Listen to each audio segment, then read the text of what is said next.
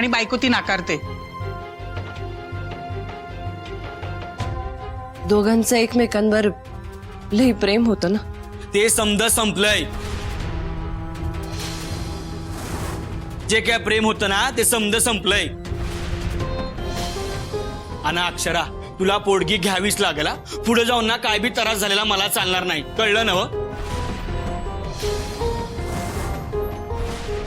एकदाच काय तो या विषयाचा ना कणका पाडायचा। त्याचा उद्या म्हणशील मी एकटी पडली, यांनी मला काय दिलंच नाही, अशी जर ही गावभर बोंबा मारत फिरली आणि परत इथं आली तर मी काय करायचं? हा तुम्हीच सांगा। हेच ओळखलत का तुम्ही ताईला?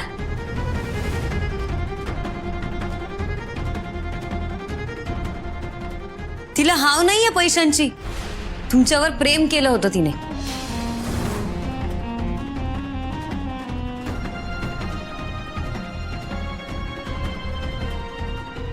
तिला नसेल पर तुला असली तर?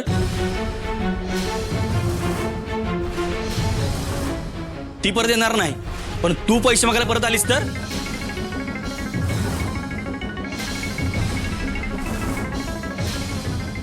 बास झालं।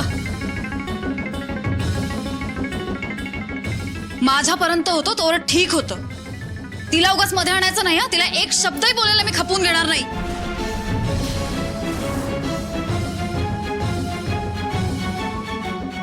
अक्षराताई ऐक ना, उग भरल्या घरात वाद नको। तो द्यायला लागला ना तुला पोटगी, मग घे की, तो बी शांत होईल आणि घर बी।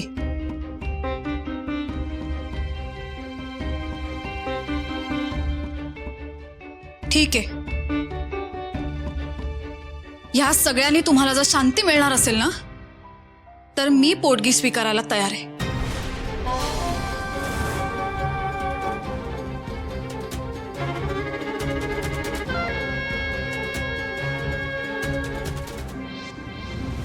मॅडम,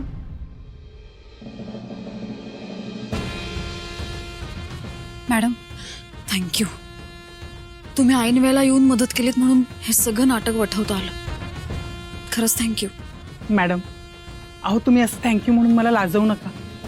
अहो खरं तर मीच तुम्हाला थँक्यू म्हणायला पाहिजे। तुमचे खरंच खूप उपकार आहेत माझ्यावर। अहो माझ्या मुलाची फक्त तुमच्यामुळे त्या खोट्या केसमधनं सुटका झाली। मॅडम तुम्ही नसतात ना तर त्याचं भविष्य खरंच संपलं असतं। फक्त कायद्याच्या चौकटीत न राहता माणुसकी म्हणून माझ्यासाठी जे काही केलंय ना ते खरंच खूप अनमोल आहे माझ्यासाठी।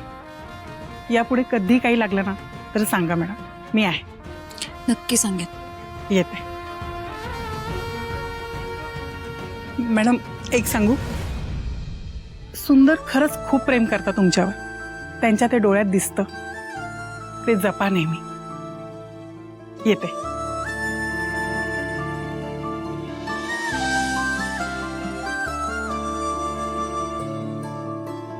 यांचं माझ्यावरचं प्रेम कधीच कमी होणार नाही। ते आयुष्यभर असंच टिकून राहील माहितीये मला। शरू मी काय म्हणते, अगं कशाला एवढा राग राग करायला लागलेस? हा, आणि तुला सांगू का, मला नाही वाटत सुंदरचं काही चुकलंय। आणि पैशाची गरज अगं पावला पावल्याला पडतीच की। तो देतोय म्हणतोय ना, मग घ्यायचे, त्याचं बी समाधान होईल। आणि हे बघ, माणसं कायम सारखी राहत नाहीत, ती बदलतात, त्यांच्या भावना बदलतात। आपण फक्त आपली ओंजळ भरून घ्यायची। कळलं मला। आता त्याची वकिली करायला तू इथं थांबू नकोस। अगं मी काय म्हणते, जा का इथनं। बर जात, तू काळजी घे तुझी।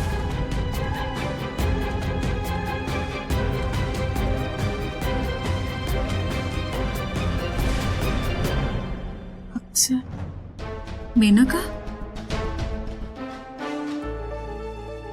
तो इथे? ताई शरूला जप, तिची काळजी घे।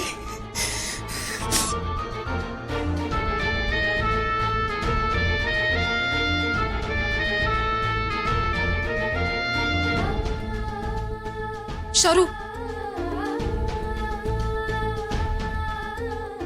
ऐक ना।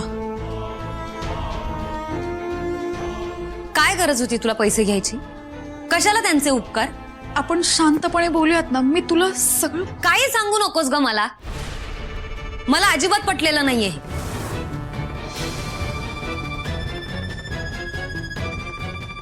शरू, कधी कधी घरातले वाद मिटवण्यासाठी आपल्याला एक पाऊल मागे टाकावं लागतं.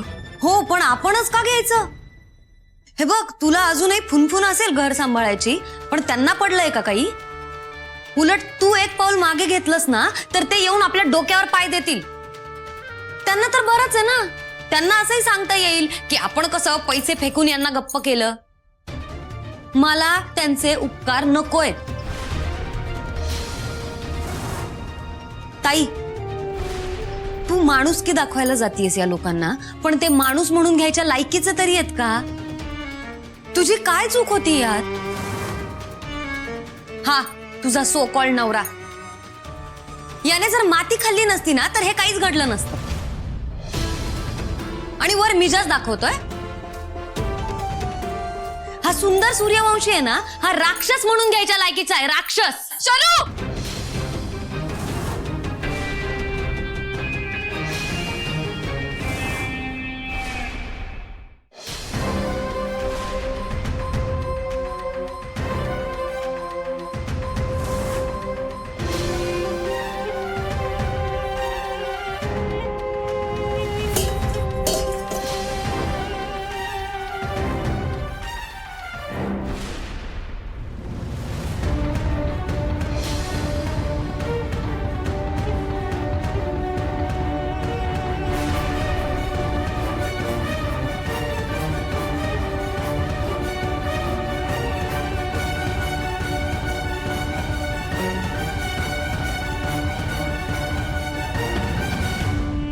शरू, ऐक ना.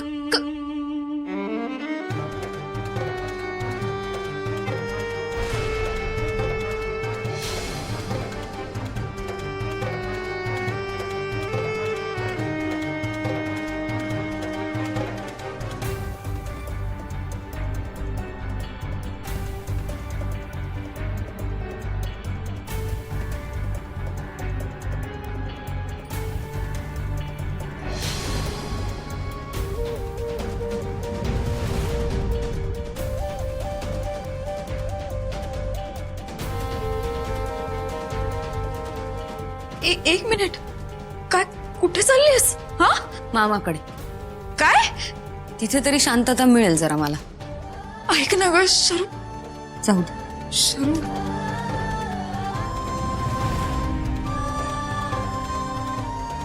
शरू, शरू, ऐक ना ग, नको ना जाऊ प्लीज.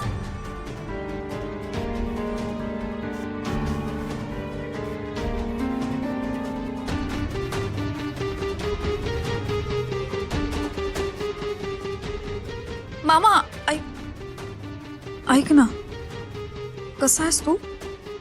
बरं ऐक ना, शरू येते तुझ्याकडे. ती पोचली ना तुझ्याकडे की प्लीज मला कळवशील. प्लीज नक्की कळव. हा, हो.